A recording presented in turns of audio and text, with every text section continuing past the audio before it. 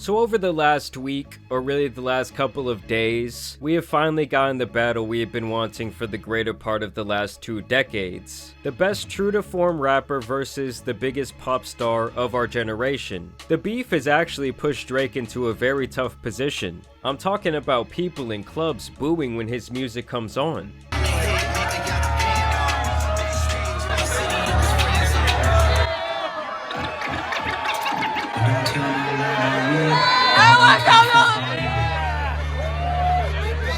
And now the whole internet is clowning him and dancing to him being called a creeper.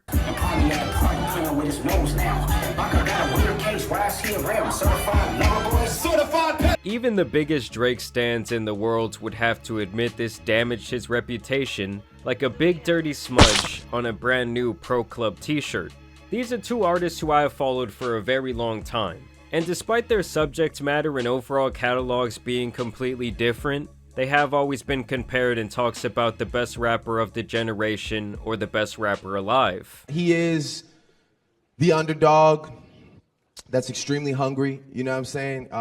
Or maybe it was you that was like, is Kendrick Lamar your biggest competition like in this generation or whatever? Yeah. And I think that Kendrick has like the utmost potential, man. It should be noted here that people used to say the big 3 rappers were Drake, Kendrick, and J. Cole. But recently Mr. Fulton Clothes went and etched his own face off of that monument of rap, but that really might have been in his best interest. Apparently Schoolboy Q made the call to J. Cole's flip phone.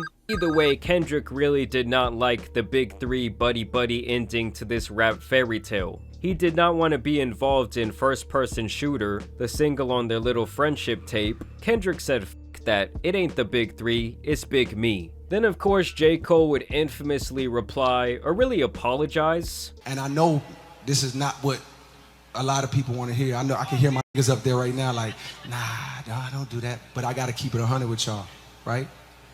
In my spirit of trying to like get this music out, I ain't gonna lie to y'all. I moved in a way that I spiritually feel bad on me. I wanna say right now tonight, how many people think Kendrick Lamar is one of the greatest motherfuckers to ever touch a fucking microphone? The message was loud and clear that he should bow out gracefully before he got caught in the lethal crossfire. Go ride your bike, J. Cole, because this has gotten nasty. I'm talking about babies with best friends, Drake-Steen allegations. The pot has boiled over, my people. I think a lot of people knew going into this that Drake would be fighting an uphill battle. Yes, he's obviously the more popular artist, but he also has a lot more haters. And when it comes to Kendrick, everything about his career has been so masterfully crafted and planned that you knew he was gonna come into this battle prepared. Drake, on the other hand, seems more sporadic, more all over the place. He's had more scandals. It's kinda like Drake has been living out boyish fantasy after boyish fantasy, changing identities every year for the last decade. What happened today, baby? What happened to Kyrie today, man? I did what Kobe did in Game 7 against the Celtics. Not to say that either one is coming out of this beef squeaky clean smelling like roses, because like I said, it's gotten nasty. But Kendrick came out and straight up punched Drake in the face with this song Euphoria. Then he baited him with the Timestamp song, knocked him down on the canvas with Meet the Grams after Drake thought he had a good round, and then Not Like Us is just Kendrick dancing on his grave. And don't get me wrong guys, Drake's Family Matters diss was great, but so was Takeover by Jay-Z. At the end of the day, it doesn't matter how good it was because Kendrick immediately buried it with some scathing accusations a mere 20 minutes after it dropped. I bet Drake thought he could finally lay back at the end of the night and it all be sweet, probably start again all loaded up, placed a couple of bets, and then Kendrick came in swinging and attacked his family and reputation on one track, comparing the man to the likes of Weinstein and Karl Malone to name a few. And with Drake's long history of questionable activity with minors, people began resurfacing a ton of clips and pictures and strange tweets. Just watch as a 14 to 15-year-old Millie Bobby Brown explains her relationship with the then 32-year-old Drake and how they met. I met Drake in an Australian hotel. I was touring and he was touring too, and honestly his managers just came up to my dad and said, Drake loves the show, come to his show tonight. And I was like, are you joking me? Drake? He wants to see me?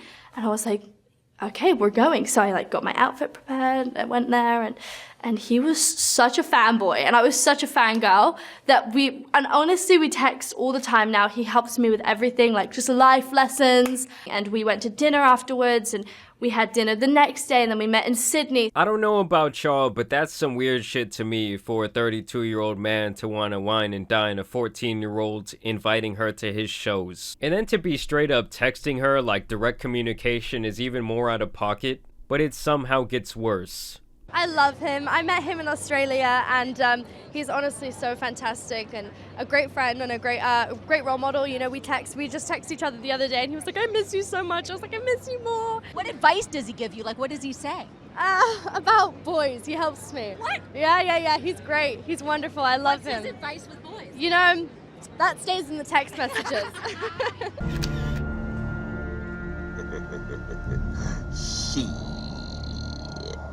Got your ass. I mean, seriously, what the hell was that? I mean, to be fair, both of these guys have alleged some absolutely disgusting things against each other, and so far neither of them has really shown any evidence. And I do feel like if someone could still come forward with proof of what they say, I think that would automatically give them the W and make the other person look really foolish.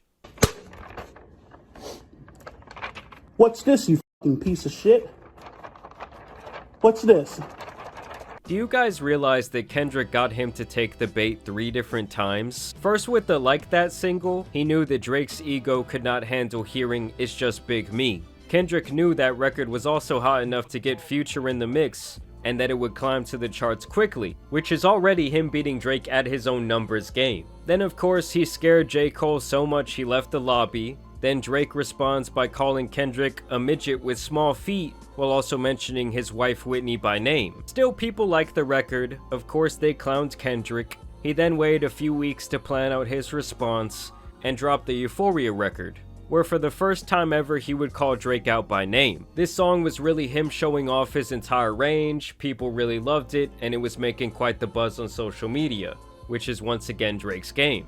And so Drake takes a couple of days, which people force DJ Academics to count, and he eventually comes through with a long response, where he chooses to address several people like Rick Ross and A$AP Rocky. But of course the main person that people cared about him addressing was Kendrick. Well, Drake ended up calling him out for beating on his wife, and also claimed that she cheated on Kendrick and had a baby with his right-hand man Dave Free. Drake even went out and got the Good Kid Mad City van just to crush it for his music video. But here is where Kendrick actually trapped him in the corner, because only 20 minutes later he would release Meet the Grams, stomping all over Drake's actually very good record where he rapped really well. I'm talking about him and his whole family catching heat, and his friends being called out as a group of bad people who prey on vulnerable women. Also claiming that Drake apparently has an 11-year-old daughter, just like when Pusha T forced Drake to reveal his son. And at first Drake would once again respond on his Instagram page saying that he needs to see this 11-year-old daughter of his. Either way, the damage had already been done.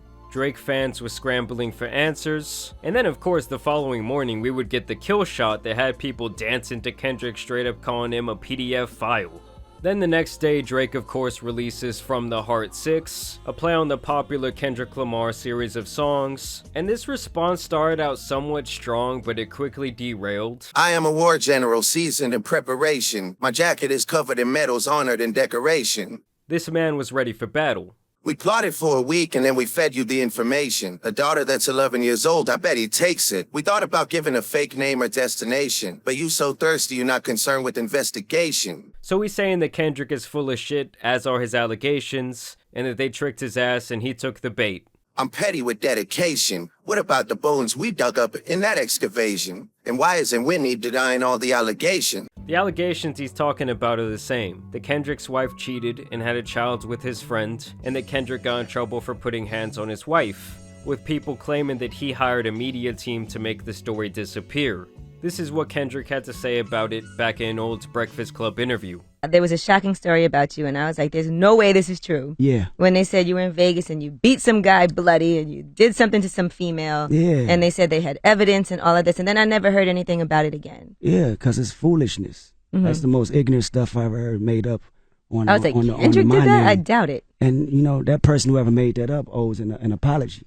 Not to me, but to women that actually go out there and get abused. Because I was like, I'm sure if that happened, there'd have been a police report. You would have been arrested. That's foolishness. That's ignorant. Dave leaving heart emojis under pics of the child. Speaking of anything with the child, let's get to that now. This Epstein angle was the shit that I expected. Like, why would you expect that? Why would you think Kendrick would be on his Chris Hansen? I don't know, it's just weird to me that he thought someone would accuse him of being a creep. My mom came over today and I was like, mother, I. Oh, wait a second. That's that one record where you say you got did. Like, what the fuck is this dude talking about? He's making light of sexual. He then goes on to claim this is why Kendrick is calling him a predator. Oh, f me. I just made the whole connection. This about to get so depressing. This is trauma from your own confessions. This when your father leave you home alone with no protection, so neglected. This why these file routes and shit you so obsessed with, it's so excessive. Continuing to make fun of him several times over the course of this song for getting violated as a child. Touch My Body by Mariah Carey play, you probably start reflecting. Which didn't even happen, by the way, at least according to the song that Drake is referencing here. Kendrick does have a record on his last album, Mr. Morale and the Big Steppers, called Mother I Sober. It is the climax of the soundtrack, the song the whole album really builds up to. Mr. Morale in general is a serious record that covers a lot of sensitive topics. In the song, Kendrick tells that one of his cousins was violating people in his family, and his mother questioned him whether he had been violated himself. Family ties, they accused my cousin. Did he touch you, Kendrick? Never lied, but no one believed me when I said he didn't. Kendrick explicitly states here that he was not touched, and the real message is that his mother was paranoid and thought there was no way it could not have happened due to trauma from her past where she was violated herself. Drake not only misinterprets this lyric, but also uses it as some sort of own. Like, read the room, dude, look what you're being accused of. And then more cringe ensues because I've never heard anyone have to rap about not being a predator. I mean, the fact that Kendrick backed him into that corner and put him on the defense is monumental in why he's winning this battle. Just for clarity, I feel disgusted. I'm too respected. If I was f***ing young girls, I promise I'd have been arrested. I'm way too famous for that shit you just suggested. Which is just an insane thing to say, considering the more powerful and famous you are, the more you can get away with this nasty shit. Look at the countless examples of weirdos in the entertainment industry. Drake is not a name that you gonna see on no sex offender list. No, it would be Aubrey Graham. Only f***ing with Whitney's, not Millie Bobby Brown's. I never looked twice at no teenager. And people called this a guilty conscience coming to light, as Kendrick had never name-dropped Millie Bobby Brown, or said stranger things or any allusion to this being who he was exactly talking about when it came to a minor. Obviously, the Drake being a creep rumor started back when she said they were close and texting when she was only 14, as I showed you earlier. Personally, I don't think any father should be comfortable with their teenage daughter being in direct contact with someone 17 years older than herself. And there's several other instances where Drake is seen being quite peculiar with young women, but obviously nothing concrete. The rest of Drake's diss just consists of the same things he said in his Family Matters record. He also spends a minute going into a spoken word, which is just really bad. To me, this better not be the end of the battle for Drake, because this record was weak. I mean, he had no choice but to more or less defend himself, but this was bad. I mean, Drake fans everywhere dropped to their knees after hearing this one. Because at least in the court of public opinion, Drake has already been crowned the loser, which is a position we've never seen him in before. And the craziest thing about this beef to me is that Drake is the one who actually welcomed Kendrick into the game back in the early 2010s, as he gave him that major placement on his album Take Care. And it really is crazy to me how prophetic that song now is. Okay, so the song is called Buried Alive, and it's about Kendrick learning about and adjusting to fame through the lens of Drake walking him through the industry door. I'm in the matter of man, arm wrestling hands. I was dope when I said the music business was all I needed. When I got, I was greeted by an alien that said last year that she slept with a Canadian that gave him an addiction that'd keep him in Mercedes-Benz. Here he's already talking about Drake and his lust for material possession and women. This person who greets him probably wants Kendrick to follow a similar fate.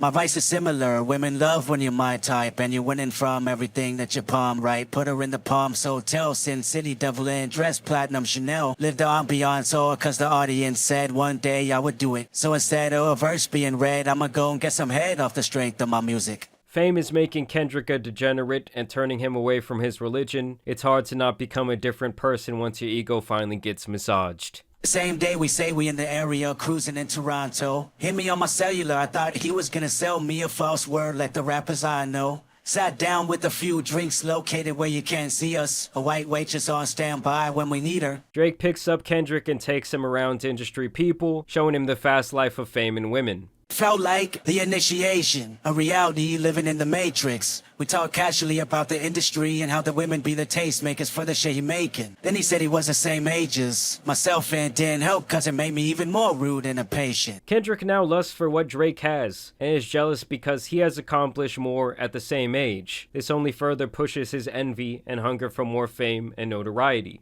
So blame it on Mr. OVOXO, the reason why I'm breathing all the vanity I know. The reason why my best friend say she love me more than life, but I live a double life, I need to let it go. The reason why the highlight was when he said you belong to the people when you outside. So dig a show full of money, full of power, full of pussy, full of fame, and bury yourself alive. Then I died. Kendrick literally just laid out the life that he could have had if he went the same direction as Drake. Because at the time, they were both still very green with wide eyes, and Drake really steered full force into fame and a lust for all things that people crave, while Kendrick really fought the temptation and stayed as humble and normal as possible. He's just always been the more calculated artist. Yes, Drake has of course been bigger. Like I said, he's the biggest pop star of our generation. But I knew when it came down to if one was gonna outthink the other, it would likely be Kendrick. I'm sure a lot of you disagree with me. I definitely want to know down below in the comments. I know it's gonna be a war zone, because I feel like this has been one of those things where almost no one is just neutral. Obviously, both men have gone really far to kind of stretch the truth in these situations. And if anyone can come forward with some undeniable, concrete proof of their allegations, that might flip this whole thing around and Drake could come back and win.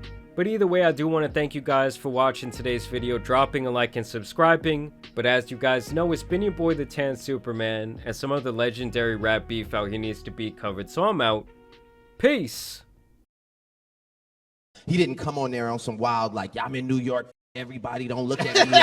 Like, I'm the king. So it was one of those things, it's like, I almost wish he had come in there on that shit, because I kind of lost like a little respect for the sentiment of the verse. If it's really fuck everybody, then it needs to be fuck everybody. It just can't be halfway for the sake of the people.